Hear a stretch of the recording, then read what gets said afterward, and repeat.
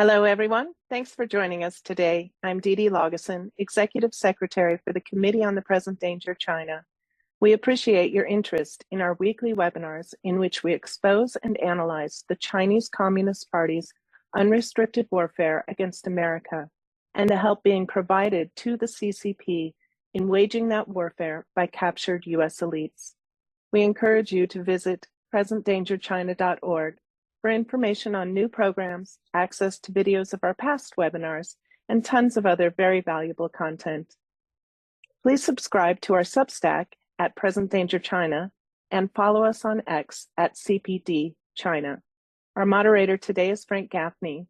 Frank is the president of the Institute for the American Future, vice chair for the Committee on the Present Danger China, and co-author of the indictment prosecuting the Chinese Communist Party and friends for crimes against America, China, and the world. Welcome, everyone, to this edition of our weekly series sponsored by the Committee on the Present Danger China concerning the threat we face from the Chinese Communist Party, the extent to which we continue, despite the best efforts of this committee, to underestimate the magnitude of the danger we face from that quarter, and from its friends, notably the captured elite in this country. We also are focused very heavily on what we must do in response to these threats, foreign and domestic. And we hope that you will subscribe to these programs so that you don't miss any of them, as they are truly content-rich opportunities to get what you need to know in the way of information about the greatest existential threat to freedom this country has ever faced, namely the CCP.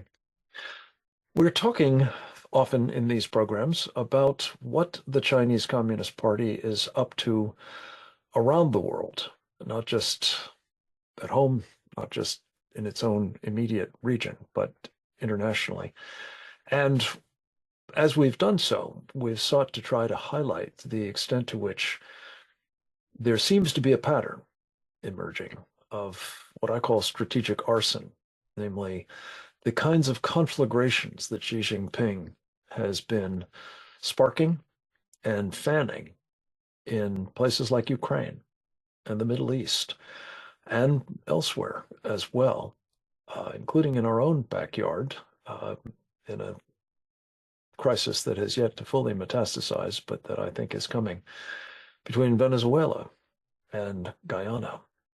But our attention was attracted urgently to another incipient conflagration on the Korean Peninsula, where we have seen not only for months now an increasing belligerence on the part of Xi's sock puppet, Kim Jong-un, in North Korea, but also a degree of increasing aggressiveness towards the south that borders on quite possibly an imminent shooting war there, continuation, if you will, of one that racked that peninsula back in the 1950s.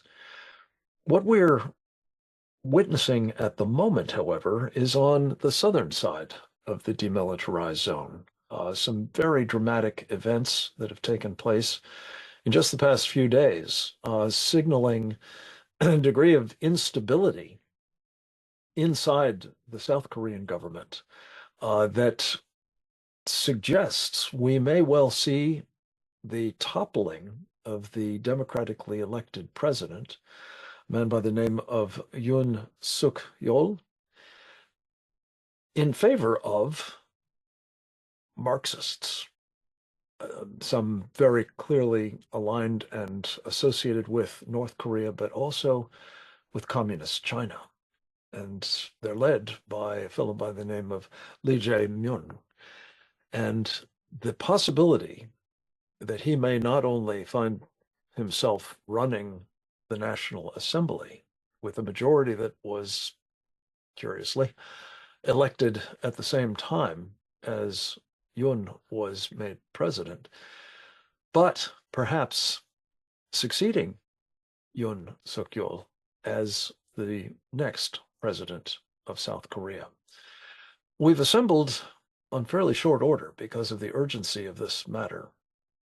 Three of our best experts on, well, the challenges that emanate from the Chinese Communist Party in general, and particularly on what he, Kim Jong-un's patron, that is, Xi Jinping, is doing next in Korea to perhaps add, as I said, a new conflagration, one that will, as with the others, distract the United States, tie down its resources, further exhaust its military arsenal, and otherwise perhaps clear the way for Xi's own aggression coming up next in the Pacific, almost certainly, but quite possibly here as well.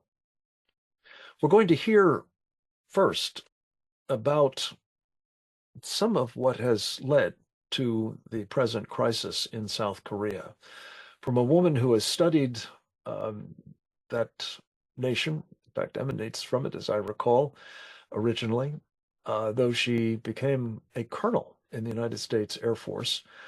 She is also a PhD. Her name is Tara Oh. She is an incredible resource on the region in which Korea, of course, is to be found, but specifically on what is taking place at any given moment, north and south of the demilitarized zone. And we've asked Tara to give us, as I say, the backstory on the present crisis, how we got here, and what may be coming next. She was kind enough to make a video contribution to this program earlier in the day, and we will go to it now. President Yoon Suk-yeol of South Korea declared martial law on the night of 3rd of December, which shocked everyone. It shocked everyone in Korea, everyone in the world, and people had no idea what was going on, why. And same thing with South Korea, within South Korea as well. When he declared this martial law, he did it by press conference, and that was around 10:30 p.m. It's more like 10:28 p.m., something like that, but it was close to 10:30 p.m. And what he did was he sent martial law troops to the National Assembly. So this martial law was geared towards the National Assembly. Okay, so what is going on at the National Assembly? At the last election, which was 2024 in April, and also in April of 2020, the same years where we had our elections, South Korea also had general election to select National Assemblymen, lawmakers. And after each time, there were so many irregularities of election fraud that people were up in arms, but it never got reported by the media. There was media blackout, and they won by a landslide, huge landslide that was never heard of before. And when I say they, it's Democratic Party of Korea, which was former President Moon Jae-in's party. And it is, I know in the media they call it centrist. It is not centrist. It is far left. So that party now, and since 2020, has dominated and essentially controlled the National Assembly and passed any laws it wants, practically, except the Constitution, because they don't have majority for that yet, because it requires higher majority for that. They've passed various laws that are unconstitutional and anti-free speech. Well, the latest is that the leader of Democratic Party, which is Lee Jae-myung, he is pro-China, pro-CCP, pro-North Korea, anti-US, anti-South Korea. He has been under investigations for various crimes. So he is going through the motion, and whenever he gets a verdict, if he's found guilty, then what they do is his party would then go after that prosecutor. So they impeached a prosecutor who prosecuted Lee Jae-myung. And since the Yoon administration came in power, they had 22 impeachments.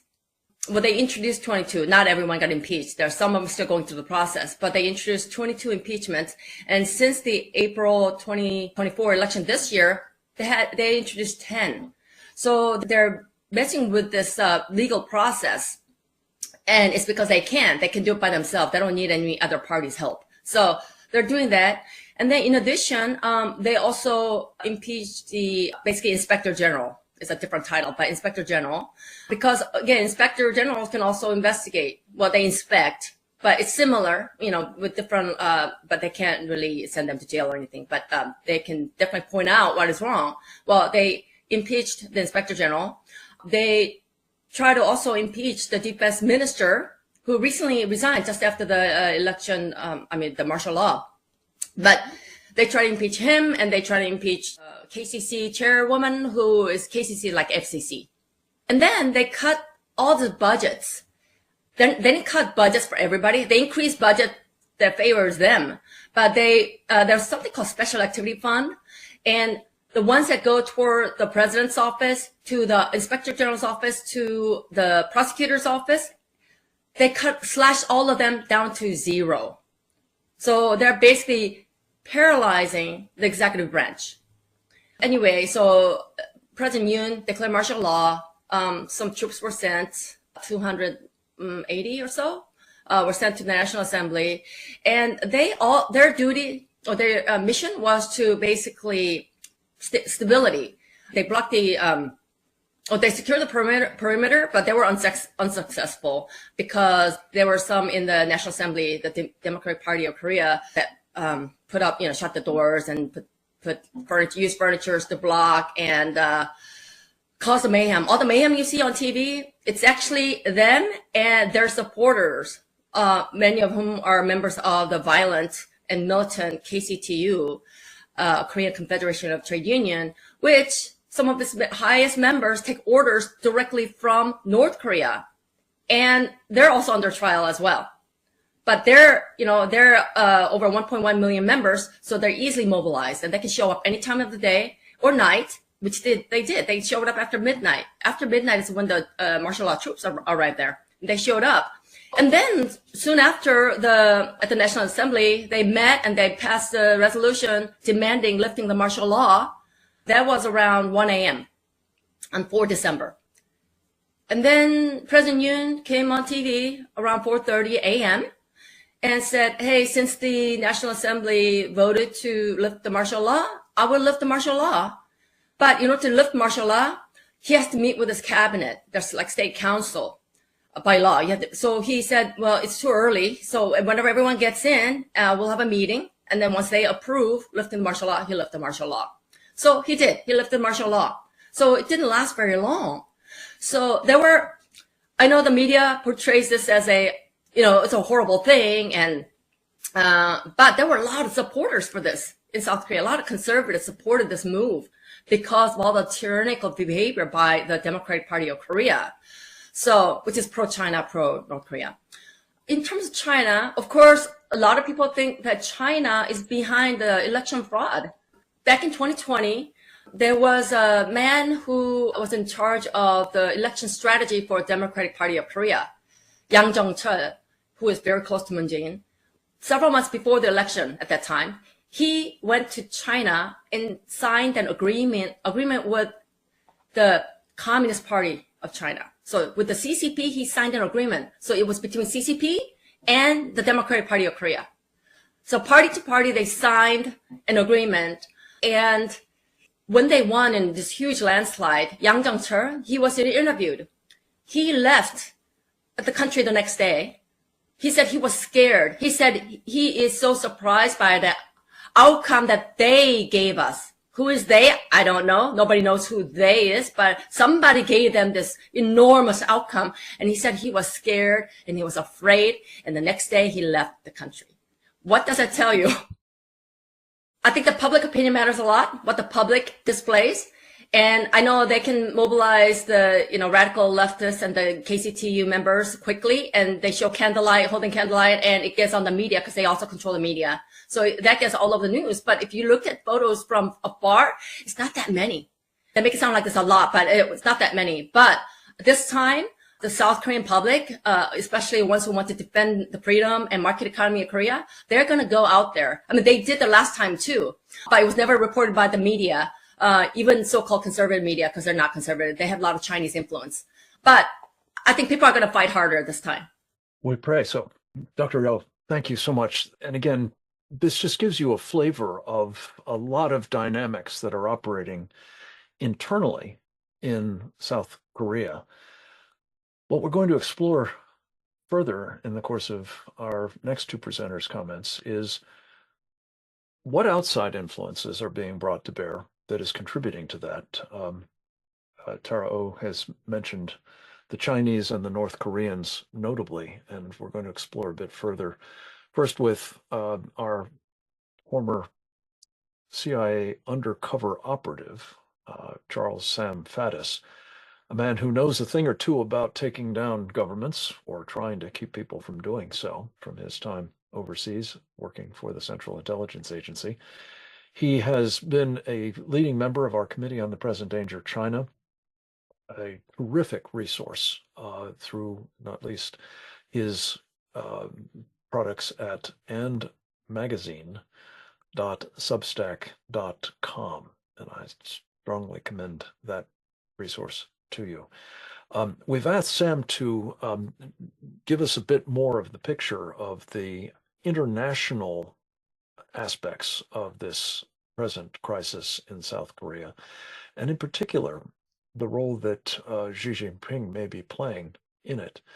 And we've got him by a video, part of an interview that he gave me for our television program, Securing America, on the Real America's Voice network, which will air tomorrow morning. What Xi's up to and what the CCP is up to is supplanting us as the dominant power on the planet. I mean, to begin with, and then potentially reducing us to servitude and submission. But you know, this is the issue at the heart of the entire horrific strategic decision we made to entangle ourselves with these guys.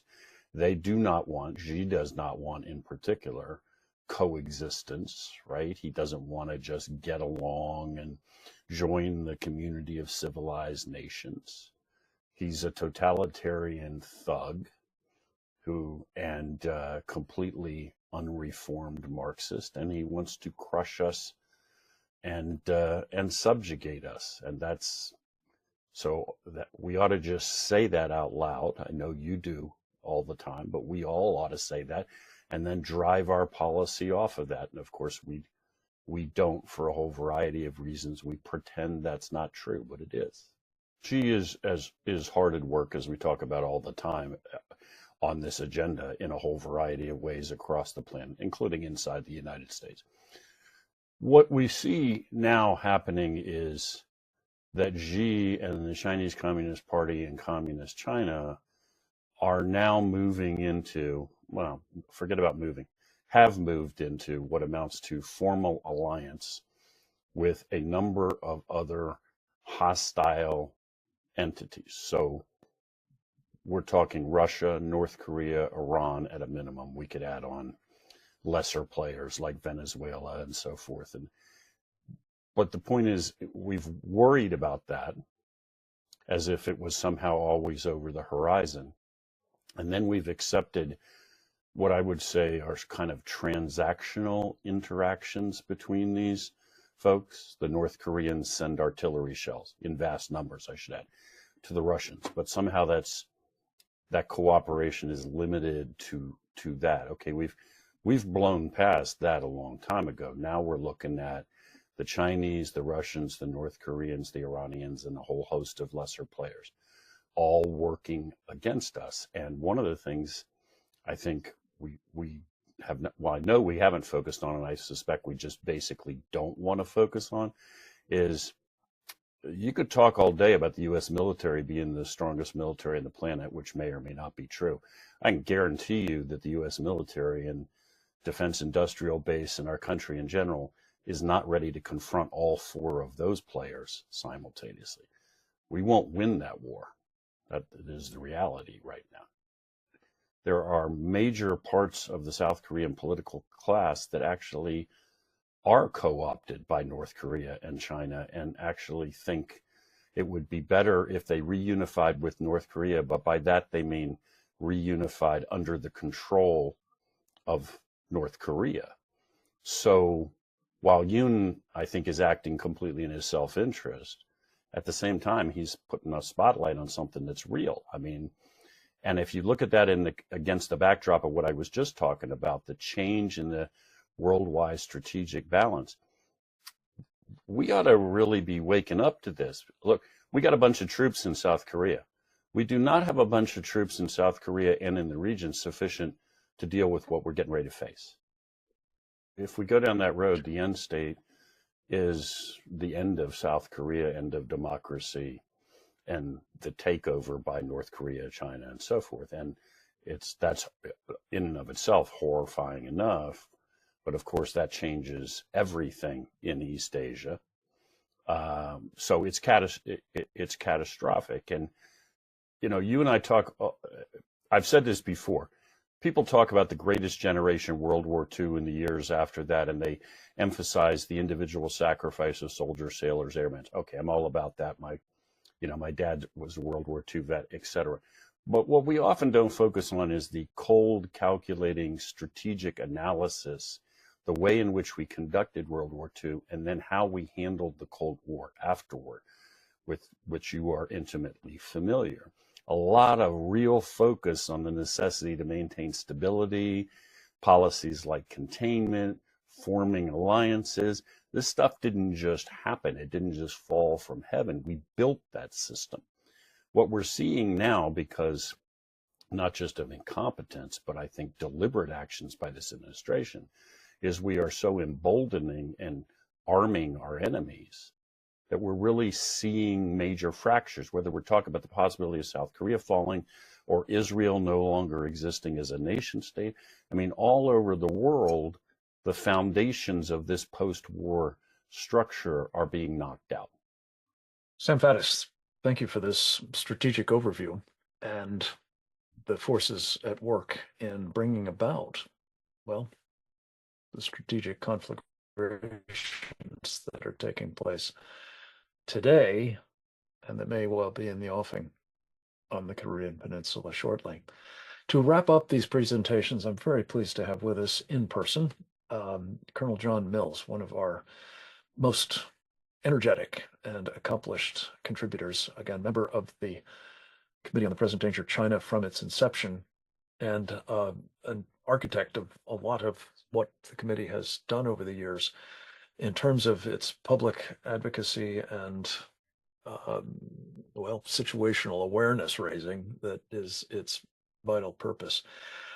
John, as I'm sure all of you know from his frequent appearances on these programs, is not only a decorated special operator, now retired from the United States Army, he also has served in senior positions in the Office of the Secretary of Defense, in the National Security Council, and the Department of Homeland Security, among other places. He is an author of two important, relatively recent books. One, The Nation Will Follow. The other, War Against the Deep State. You can find his writings at Epoch Times, his podcasts, wherever podcasts are available, his television programs, and much more if you follow Colonel John Mills, retired. John, it's good to have you with us, sir, and thank you for essentially dropping everything to participate in this program.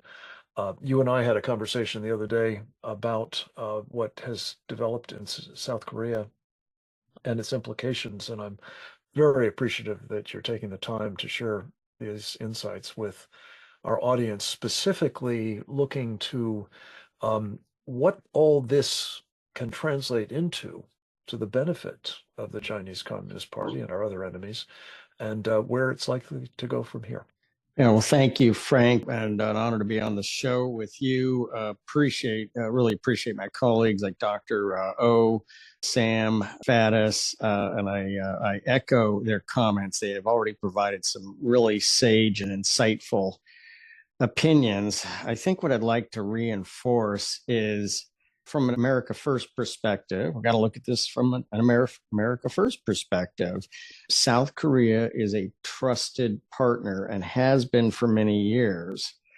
There is an element of this is their domestic politics being worked out. However, it's more than that. And on social media, there's been some energetic reactions for Americans to stay out of this. This has nothing to do with them. I even saw one where somebody said there's absolutely zero DPRK, North Korea, or Chinese malign influence activities in South Korea. Well, I think that person can only be characterized as a plant from the Chinese, and things have changed. I mean, I did my Korea tour right after I came back from the first Gulf War, so that was '92. So a little while ago.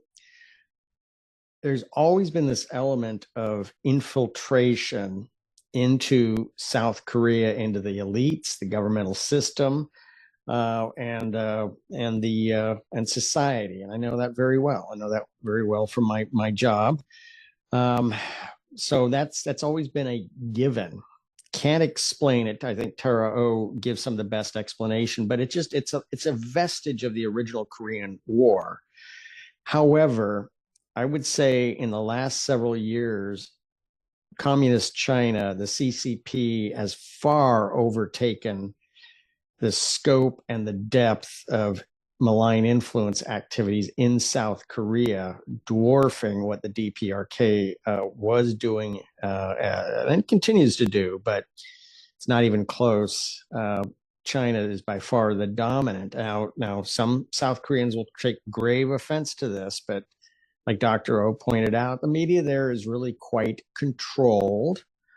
I've noticed that the ones to be far most aggressive and vocal on social media are usually those who are probably plants or have just been conditioned to question everything, and that the real issue that America is the problem. And even in my government service after my uniformed tour there in Korea, I mean, I had to deal a lot with the Koreans. I had a number of bilats with the Koreans.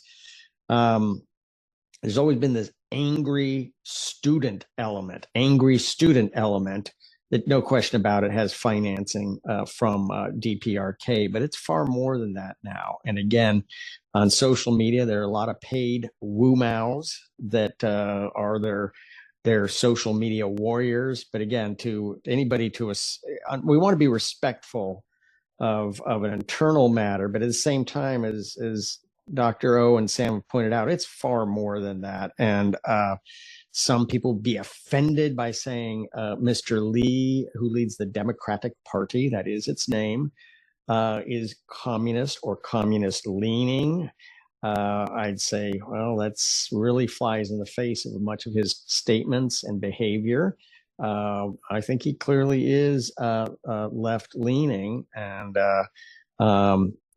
now may up until this point not stop short of saying he's a controlled communist agent. But I think there's issues, and anybody in the domestic discourse in South Korea who gets angry about this, I think they need to look at this from an objective viewpoint.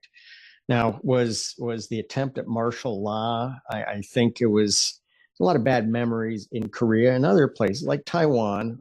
Taiwan was called the White Menace. Why was it called the White Menace? Well, it was because of all those MPs in those American World War II helmet liners, not the actual steel pot, but the liner that was painted white, and they were MPs. Essentially the same thing happened in Korea with martial law. And so we're not in any way advocating a military takeover or martial law, but at the same time, and Sam pointed this out, President Yoon was also pointing out, now he's kind of in a fight for survival. I think this might have been a faux pas to go down this route at this time. It again, as Dr. O has pointed out, a lot of this is the information war and optic, and it helped paint Lee and the Democratic group, which definitely has financial ties to DPRK and the CCP, and as Tara has pointed out, the election malfeasance and how they went after the down ballots of the National Assembly. It's real. It's real. So President Yoon is kind of in the fight for his life and survival, or at least his political survival. We'll just keep it at that. He might, and he's probably going to be impeached, might be removed from office, but there is a real issue going on here. So on one hand, we want to be respectful of domestic politics and mindful, but at the same time, South Korea is a strategic partner and has been for many years. And for us to just stand from a distance while the CCP and DPRK malign influence efforts are clearly and distinctly influencing events, I don't think that's right either. We need to be actively asserting and helping, because the Democratic Party over there, again, that is their name, is extremely vocal, and they're very good at mobilizing, very good at leveraging an incident. Sound familiar? So it's very concerning, but that's what's going on. And a lot of times the conservatives who rallied and were able to get President Yoon elected in 2022, but guess what? They lost the down ballot. Sound familiar? They lost the down ballot vote. And so it's 170 out of the 300 seats in the unicameral National Assembly. Unfortunately, the people want to be a democratic republic in South Korea, and we sure want, I would say, as a logical U.S. point of view, yes, we want that too. But there has to be an honest assessment and discussion on the role of CCP malign influence operations. And again, it's far and above, way far and above, the traditional and historic DPRK penetrations of South Korean society. And again, I know that was part of my job to be very familiar with the DPRK operatives inside of South Korea, and there are many. But that was then. This is now. This is a CCP show, and it has to be acknowledged that there is a serious. We don't want South Korea to fall to a group that really wants it to, really seems for some reason to be more aligned with the Chinese Communist Party. And one point I wanted to bring up was one of the big concerns of Xi and the Chinese Communist Party is the magnificent military that the South Koreans have built up. World class, one of the best arms industries in the world. They are good, and their military has grown in capability, professionalism so well. It is very powerful. And they have developed under Yoon a very close relationship to Japan. So when you look at the U.S., South Korea, Japan relationship, that prevents an immense deterrence to Xi going to the next level and next step in his ability, in his desire to dominate Asia, because they don't like that. And that's the challenge with the Democratic Party. I totally understand, and I want to be respectful of South Korean history and concerns. And there's still some bad feeling from World War II, but President Yoon decided to set that aside and work closely with the Japanese, which Lee and the Democratic Party, they stoke that hate of Japan. And that's not healthy, and that's clearly Chinese communist influence. So there's many elements to this story. We want to be respectful of South Korea, but we also have to be honest and acknowledge and realize this has heavy fingerprints and muscle from the Chinese Communist Party, without a doubt. And anybody who denies that is ignorant or part of the malign influence campaign. John Mills, thank you. You've brought home several of the points that I think are really vital for us to understand as we focus both on our interests as they relate to what's developing in South Korea, but also China's interests and those of Xi Jinping, most especially at a moment when, as we've documented relentlessly in this series, he seems set upon precipitating a shooting war of his own, aimed obviously at securing Taiwan for China, but quite possibly entailing, as you've studied and argued, John, for quite some time.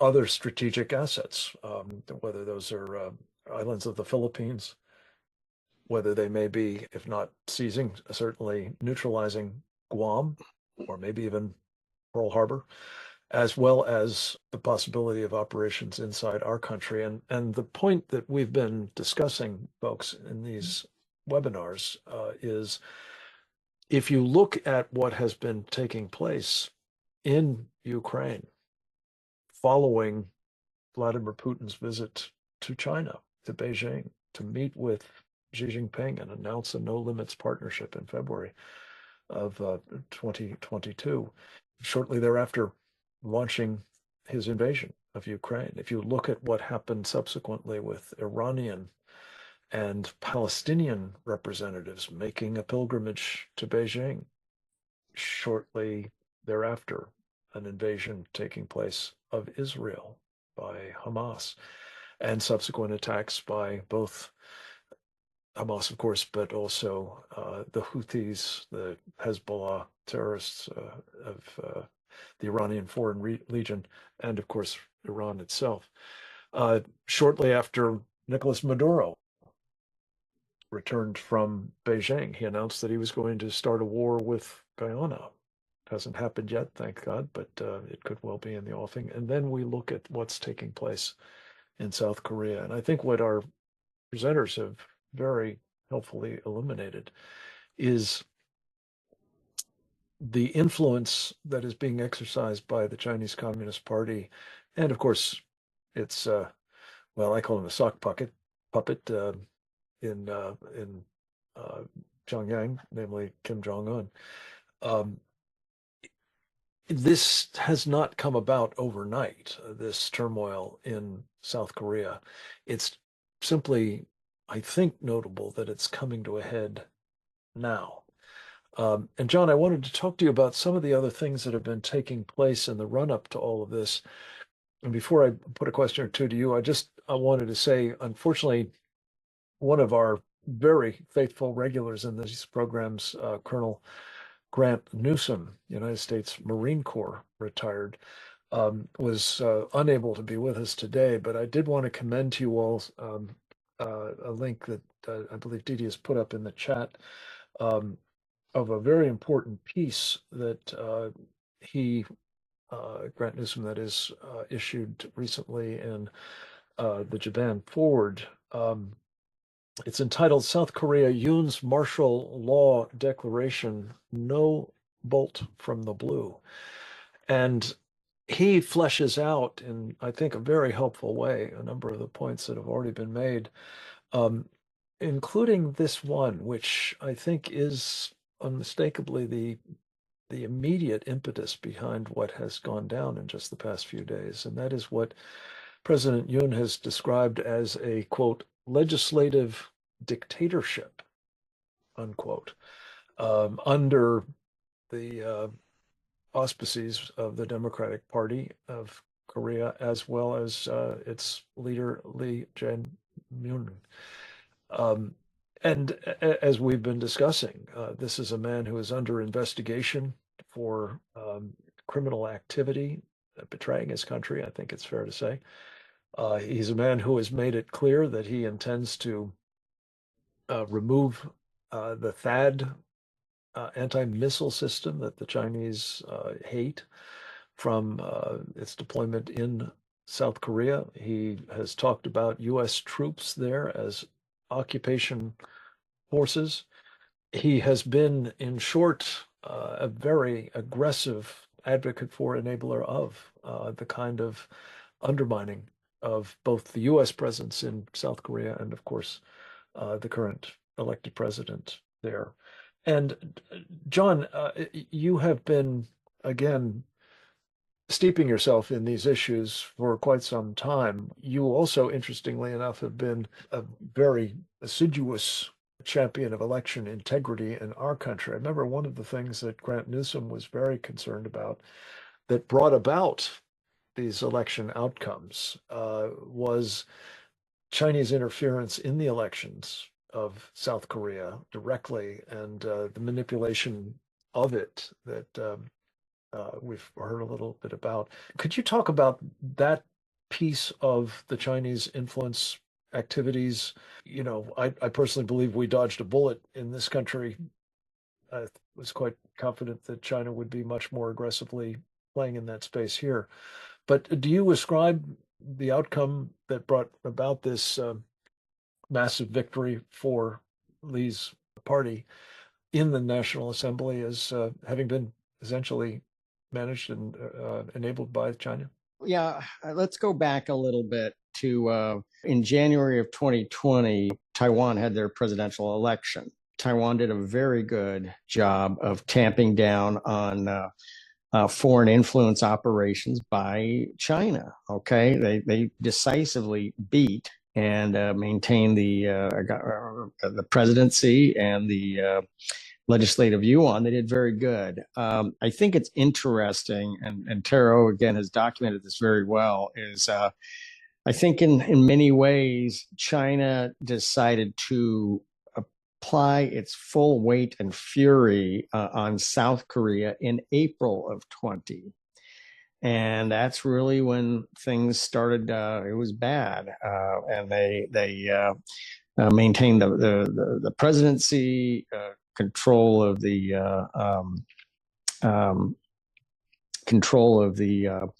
National Assembly, and so so there was a large number of operatives that flew in and essentially at the lower level, where you perhaps would at the county precinct level, there was a lot of Chinese operatives operating the mechanics of the election operation. Well, Taiwan would certainly never allow that, but somehow in South Korea that was allowed and nobody questioned anything, and they made sure that things turned out their way. Now in 22, during the presidential election, Yoon was able to get elected, but this dominance over the National Assembly has continued, and that's where it's interesting when somebody's trying to throw an election. It's hard for them to cover every possible base at the if it makes it simpler, if it's a unicameral, like one body legislative entity, we have a bicameral too. So it's really hard to dominate the House elections, the Senate elections, and the presidential elections, no matter how much you swarm. In the U.S., obviously, in 2024, President Trump won the presidential level. The Senate was gained, but 4 seats. Clearly, there are reasonable questions on 4 seats that were lost in the Senate. Again, it's that down ballot focus where it's really hard to, when you got corrupt counties. Same thing in South Korea. Same thing in South Korea, and then it's also in the House. That especially in California, the longer they took to vote, the more votes they found, and the more votes for Republicans that were cured and thrown out. Isn't that interesting? And, I always point to the Carter Center for Democracy that used to be the gold standard on election integrity. But I think we've pretty much seen that it only applies if there are Democrats running and winning. As soon as there's an issue and they're trying to make sure Republicans don't win, the Carter standards are thrown out the window by the Carter Center for Democracy. They don't seem to care. And one of the basic guidelines is the longer it takes to count, the greater the likelihood that there is fraud. That certainly happened in America, and it certainly happened at the local level in South Korea. So again, you got some South Koreans that might be actually well-intended, but misinformed, and take great umbrage with any observation by the outside that there's possibly North Korean or Chinese Communist Party infiltration and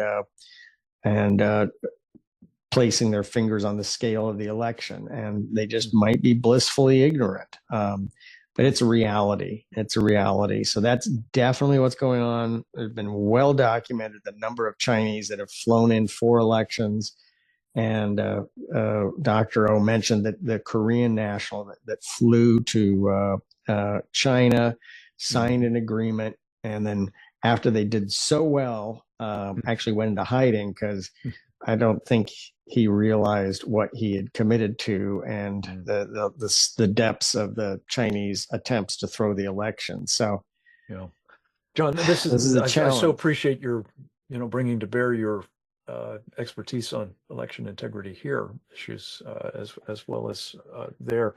Do you have a prognosis as to what comes next in terms of this impeachment of the president? The 22 times it's taken place already, I guess, been attempted, but quite possibly will succeed this time. Well, I think unfortunately it's probably going to be an impeachment proceeding for President Yoon. The question is what happens? Does his deputy take the presidency? Are there new elections? It's a little unclear on that. I think a lot of the importance is the statecraft of the United States, and I'm hoping that that these proceedings take part for the large degree after January 20. I'm concerned at it's been said before with a lot of the U.S. Personnel in Korea, both uniform and civilian.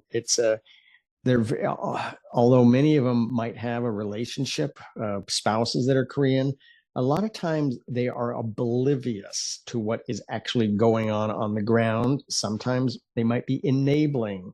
So I have concerns over the U.S.